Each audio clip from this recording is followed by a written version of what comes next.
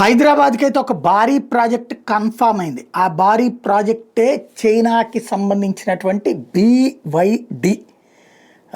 ఇది ఇప్పుడు తాజాగా అంతర్జాతీయ మీడియా కూడా హైలైట్ చేస్తుంది. మొన్నటిదాకా నేషనల్ మీడియా, ఇప్పుడు అంతర్జాతీయ మీడియా కూడా చైనాకి సంబంధించిన సంస్థలు కూడా హైలైట్ చేస్తున్నాయి. చైనీస్ ఎలక్ట్రికల్ వెహికల్ ఫ్యాక్టరీ ఏదైతే ఉందో అది హైదరాబాద్లో తన వ్యవస్థను ఏర్పాటు చేసుకోబోతోంది. ఇక్కడే మ్యానుఫ్యాక్చరింగ్ చేసి ఇక్కడే ఈ దేశంలోనే అమ్మడానికి. ఎందుకంటే make in India, made in India, ప్రపంచంలోని ఏ వస్తువు అయినా ఇక్కడికి వచ్చి అమ్ముకోండి, కానీ తయారీ ఫ్యాక్టరీ ఇక్కడ పెట్టుకోండి.